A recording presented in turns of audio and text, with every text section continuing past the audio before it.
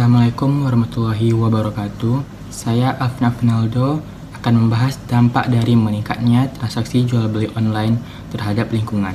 Tidak dimungkiri lagi semenjak kita memasuki era pandemi COVID-19, membuat meningkatnya transaksi jual beli online yang diakibatkan oleh adanya pembatasan fisik. Hal ini juga membuat meningkatnya limbah plastik dari packing transaksi jual beli online ini, yaitu berupa bubble wrap yang padahal limbah ini sangat sulit terurai. Sulitnya limbah ini terurai membuat dampak buruk terhadap lingkungan. Jadi, bagaimana agar transaksi jual beli online ini tetap dapat berjalan, namun kita dapat mengurangi meningkatnya limbah plastik yang dapat merusak lingkungan ini. Untuk selanjutnya, saya akan mewawancarai seorang mahasiswa yang sering melakukan transaksi jual beli online. Nama saya Juli. Baik Juli, untuk pertanyaannya yang pertama, sejak kapan Anda mulai berbelanja online? Saya mulai berbelanja online sekitar tahun 2020 waktu terjadinya COVID-19. Biasanya barang apa saja yang Anda beli? Untuk barang yang saya beli bervariasi, mulai dari keperluan sekolah, karena pada saat itu saya masih duduk di bangku SMA, saya membeli buku, lalu saya juga membeli skincare, dan saya juga membeli perlengkapan lain, seperti rak-rak ataupun yang lain. Terus saya juga, karena pada saat itu saya menyukai K-pop, jadi saya membeli merchandise K-pop. Baik, lalu untuk bahan packaging dari itu tuh, bahannya terbuat dari apa ya?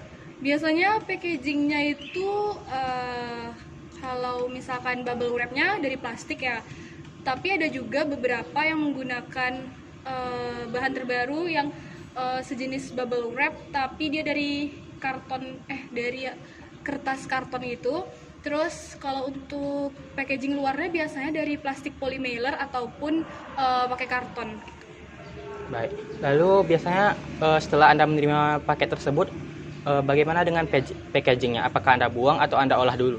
Kalau untuk packaging yang masih bagus, yang belum penyok, biasanya saya simpan karena biasanya packaging itu bisa berguna di kemudian hari, karena kebetulan dulu saya juga menjual beberapa PC K-pop, jadi saya simpan kardus-kardusnya karena bisa digunakan kembali. Begitu juga dengan bubble wrapnya. Kemudian kalau packagingnya sudah penyok ataupun sudah rusak, biasanya saya potong kecil-kecil baru kemudian saya buang.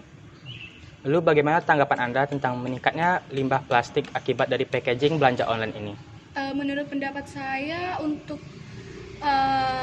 meningkatnya limbah plastik ini mungkin karena saat ini packaging yang paling simpel itu adalah plastik, karena plastik juga tahan air dan dia tidak memakan banyak tempat ataupun berat, tidak menambah berat pada barangnya, sehingga biasanya orang masih menggunakan plastik. Nah, kalau saran saya sendiri untuk mengurangi limbah plastiknya, bisa menggunakan bahan-bahan yang saat ini sudah ramah lingkungan, seperti menggunakan kertas karton gitu, kemudian dapat menggunakan pengganti bubble wrap dengan bahan yang ramah lingkungan. Baik, cukup sudah pertanyaan saya. Sekian dari wawancara narasumber pertama. Kita akan lanjut ke narasumber kedua. Saat ini saya sedang bersama narasumber kedua. Boleh perkenalkan dirinya dulu? Kita akan lanjut ke Kenalkan, nama saya Putri.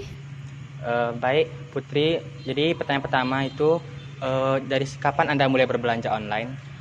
Saya mulai berbelanja online itu sejak saya duduk di bangku SMA sampai sekarang. Barang apa saja yang biasanya Anda beli?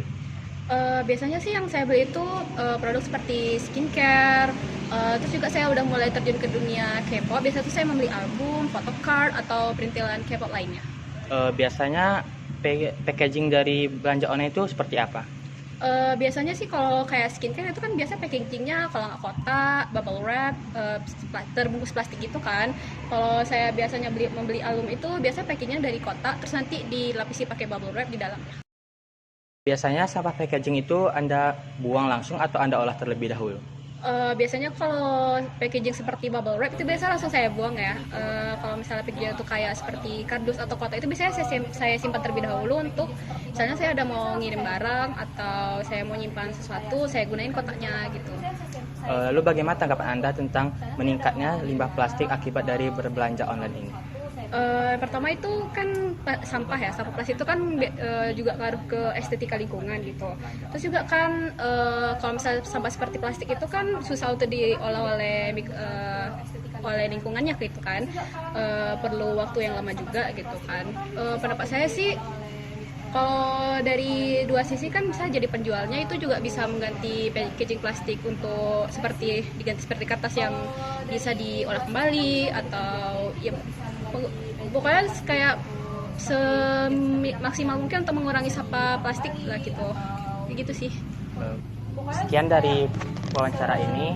Maksimal mungkin untuk mengurangi sampah plastik lah gitu. Gitu sih. Sekian dari wawancara ini. Dapat disimpulkan dari hasil wawancara tadi, agar transaksi jual beli online tetap dapat berjalan namun tidak meningkatkan limbah plastik yang dapat merusak lingkungan ini, yaitu dengan cara untuk pembeli mungkin bisa dapat membeli barang-barang yang dibutuhkan saja agar tidak meningkatkan limbah plastik ini, atau dengan cara penjual mengubah packingan menjadi lebih ramah lingkungan agar pembeli dapat nyaman untuk melakukan transaksi online secara sering atau secara berkala. Sekian dari saya. Wassalamualaikum warahmatullahi wabarakatuh.